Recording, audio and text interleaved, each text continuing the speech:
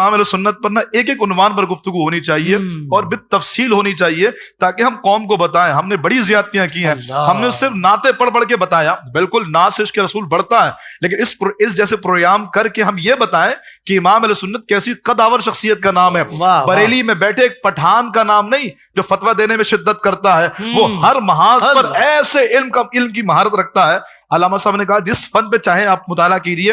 میں فزکس کے اسٹوڈنٹ سے کہوں گا کہ وہ منرل فزکس پر جو میرے امام نے تحقیقات کی ہیں, زمین کی اجناس پر, کہ جب یہ سوال ہوا کہ کن کن چیزوں سے تیمم جائز ہے, تو میرے امام نے 311 منرلز گنوائے, 311 اجناس گنوائی جو زمین کی جنس سے جو چیزیں ہیں. پھر اس میں امام کی تحقیق کا کمال دیکھیے. میرے امام فرماتا ہے ان 311 میں سے 181 سے تیمم جائز ہے اور 130 سے ناجائز. اللہ. اچھا, جو 181 گنوائی ہیں ان میں امام فرماتے ہیں 74 تو منسوس ہیں, یعنی جن کو ہمارے اکابرین فقہاء نے قرآن و حدیث سے نکالا. فرمایا 107 وہ ہیں جو فقیر کی خالص اپنی طرف سے اضافہ ہے. اللہ اکبر. حافظ صاحب اس بات پر میں کہتا ہوں فزکس کے اسٹوڈنٹس غور کریں, وہ سر پکڑ کے بیٹھ جائیں گے. یہ چٹائی پر بیٹھ کر قرآن و حدیث پڑھانے والے ایک مولوی کی بات کر رہے ہیں یا کسی ایسے بندے کی جو نے ساری زندگی صرف فزکس ہی پڑھا ہو. زمین کی 311 اجناس, اس میں 130 میں سے 74 آپ فرماتے ہیں کہ منسوس ہیں, اور ان میں سے 107 وہ ہیں جو فقیر کی زیادات ہیں. فرمایا 130 وہ ہیں جن سے ناجائز ہے, جن سے تیمم جائز نہیں ہے. فرمایا ان میں سے 58 وہ ہیں جو منسوس ہیں, یعنی جو فقہاء اور اکابرین نے بیان فرمائی, اور 72 وہ ہیں, 58 1400 سال میں بیان ہوئی, اور 72 وہ ہیں جو فرمایا خالص فقیر کی زیادات ہیں, جو فقیر کو اللہ نے خالص علم لدنی کے ذریعے عطا فرمائی اور وہ میں نے امت تک پہنچا دی. ایک صاحب کا نام ذکر کیے بغیر میں کہوں, بہت بڑے حکیم, بہت بڑا نام, کراچی میں ہی وہ رہتے تھے.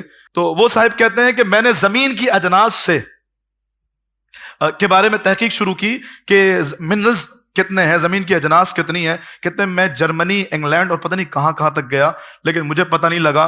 لیکن جب میں نے بریلی کے ایک مولوی امام احمد رضا خان فاضل بریلی کی فتاوی رضویہ پڑھی جہاں پر تیمم کا بیان تھا, تو میں نے دیکھا 311 اجناس اس بندے نے اکیلے بیان فرما دی.